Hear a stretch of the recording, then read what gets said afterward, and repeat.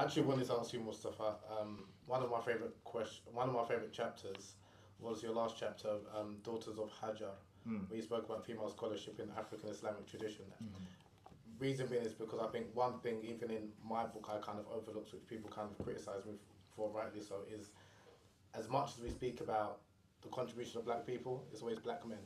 Mm. And then Mm. oftentimes we don't hear about the contribution of black women, black Muslim women in particular. And I was very glad that, mashallah, you dedicated a chapter acknowledging and celebrating the contributions of black Muslim women in history. Do you mind talking a little bit about that chapter and why you dedicated a chapter specifically about female scholarship in the Islamic African tradition? Okay, yeah. Personally, I the main one of the main reasons was during the presentation that I gave about Beyond Bilal. I grew up seeing representations of, and I took a large portion of my Islam from female West African scholars. So as much as I mentioned I came into Islam through Sheikh Hassan Cisse, it was his niece Aisha Cisse who lives here in the UK that taught me how to read and write the Quran, and I memorized the last juz with her. So like my Quranic education and my Arabic education began with her. And when I got to know her family, I realized that all of her mother and all of her aunts had memorized the Quran and were scholars. Her father's side, same thing. Her grandmother had memorized the Quran and was a scholar. She studied the Arba'in and Nawawi and memorized them along with her brothers. And she was known as somebody of knowledge. And it goes back generations and generations. Her grandmother was the daughter of Sheikh Ibrahim Yas, and he had over 40 daughters that all memorized the Quran, and they all became scholars in their own right and wrote books and started organizations and built masajid and were very, very active. And whenever I would go to Senegal, I would visit them, I would spend time with them, I would study with them, and they were accorded the exact same status and respect as the male scholars were. And that was just how society functioned. The same way you'd visit a son of Sheikh Ibrahim and learn from him and seek blessings from him is the same way you would do so for a daughter. The only difference became in things like leading salah, for example. Women don't lead salah because of fiqh and all of those kind of things. But other than that, there wasn't really that distinction between male and female figures of authority. And so that was something I grew up seeing, but then I never really saw replicated in a lot of other religious manifestations of the Muslim community. And it was something that is severely lacking in the West as well. We don't really see female scholars in the same way we see male scholars. There are not as many female sheikhs and teachers who are as prominent as the male figures, for many different cultural reasons. And so I wanted to highlight that to show that not only was there a history of that in West Africa that wasn't being spoken about and wasn't known, but also that it has deep relations to the female scholarship tradition in Islam anyway.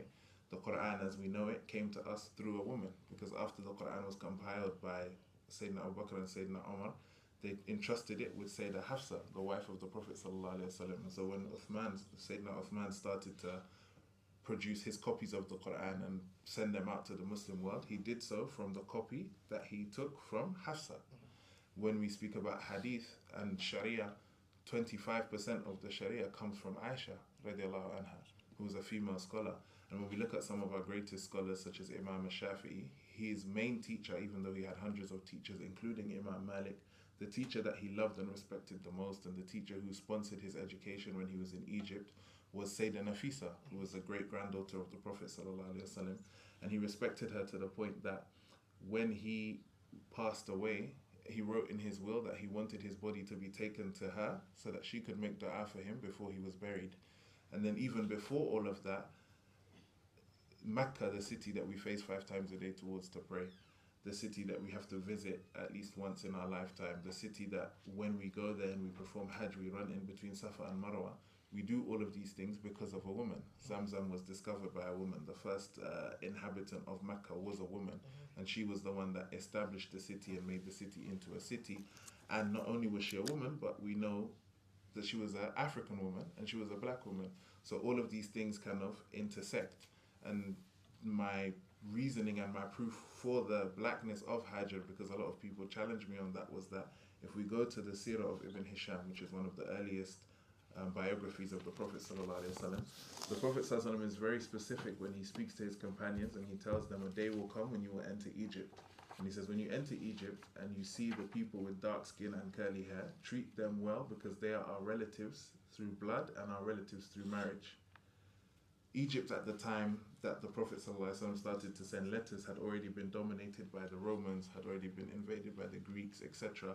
Even the person who was in charge of Egypt that the Prophet ﷺ gives dawah to and sends a letter to, Al-Muqawqis, his name actually translates as the Caucasian because he was of Greek origin, and it was the Greeks and the Romans who were administering Egypt at the time that had placed him in power over Egypt. But the Prophet ﷺ was speaking about the original inhabitants of Egypt being dark skin and curly hair, and that his ancestor Hajar was from amongst them. So when we talk about marginalized communities within the Muslim world, when we talk about things such as racism and discrimination, they're always kind of interlinked. The subjugation of black people within Islam, or the minimization of black people in Islam, is also the same as the minimization of females in Islam. And so the fact that Mecca was established by a black female brings together the two struggles, and so that's why I decided to write that 5th chapter. Perfect.